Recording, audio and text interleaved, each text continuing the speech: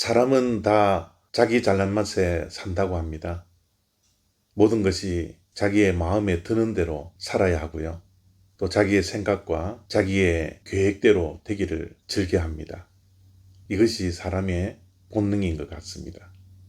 그런데 성경에서는 이렇게 말씀을 하죠.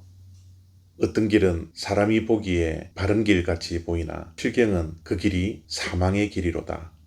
우리가 걸어가는 길이 바르게 보일지 모르겠지만 결국은 사망의 길로 갈 때가 있다라는 겁니다. 그만큼 우리의 생각과 우리의 마음과 우리의 계획은 불완전하다라는 거죠. 그런데 하나님께서 인도하시는 길은 완전합니다. 하나님께서 인도하시는 길은 생명의 길입니다. 의의 길입니다. 최선의 길입니다. 가장 안전한 길이죠. 그래서 우리는 내 마음대로 살아가는 것이 아니라 하나님의 인도하심을 받으며 살아가야 되는 것입니다. 출애굽기 13장 17절과 21절과 22절 말씀입니다. 바로가 백성을 보낸 후에 블레셋 사람의 땅의 길은 가까울지라도 하나님이 그들을 그 길로 인도하지 아니하셨으니 이는 하나님이 말씀하시기를 이 백성이 전쟁을 하게 되면 마음을 돌이켜 애굽으로 돌아갈까 하셨습니다. 여호와께서 그들 앞에서 가시며 낮에는 구름 기둥으로 그들의 길을 인도하시고 밤에는 불기둥을 그들에게 비추사 낮이나 밤이나 진행하게 하시니 낮에는 구름 기둥 밤에는 불기둥이 백성 앞에서 떠나지 아니하니라. 아멘. 출애굽을 한 후에 하나님께서 약속하신 가나안 땅에 가기까지는 아주 짧은 길이 있었습니다. 지중해 성경에서 나오는 대해의 해안길로 걸어가면 약 40일 정도면 가나안 땅에 도달할 수 있었습니다. 그런데 그 길로 가면 블레셋 족속이 있는 길을 통과해야만 했었습니다. 그래서 하나님께서는 그 길로 인도하시지 아니하고 홍해의 광야길로 이스라엘 백성들을 인도하셨습니다. 우리는 늘 빠른 길을 선호하죠. 빠른 길을 가려고 때로는 새치기도 하고 때로는 편법을 써가면서까지 빠른 길을 가려고 합니다.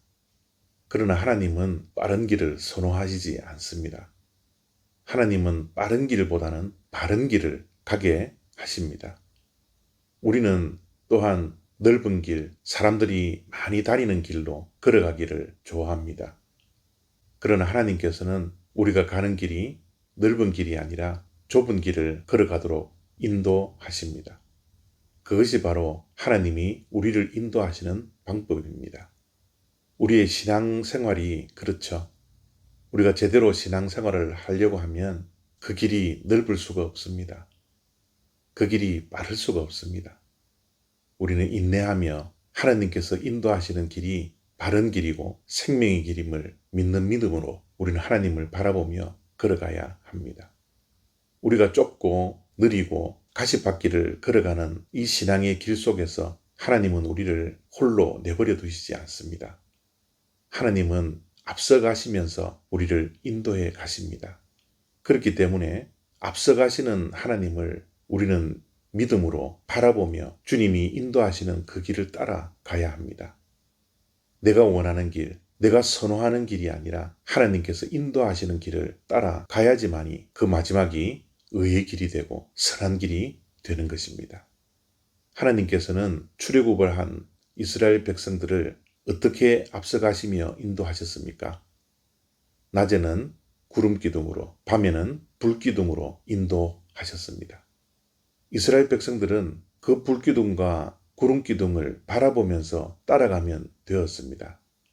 언제까지 어디로 걸어가는지 알지 못해도 앞서가시는 하나님의 불기둥과 구름기둥을 바라보며 믿고 따라가면 되었습니다. 하나님께서는 오늘도 동일하게 우리에게 불기둥과 구름기둥을 주십니다. 그것이 바로 완전한 하나님의 말씀입니다.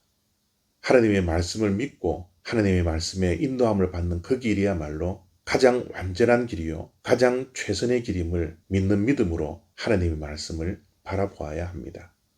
그럴 때 하나님의 말씀의 인도하심을 받은 우리들의 마지막은 사망이 아니라 생명이라는 것 꼭 기억하시며 따라가는 하루하루의 삶이 되어야 합니다.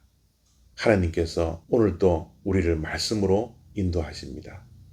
앞서 행하시며 우리를 인도하시는 하나님을 말씀으로 늘 만날 수 있는 저와 여러분들의 복된 신앙생활 되시기를 바랍니다. 감사합니다.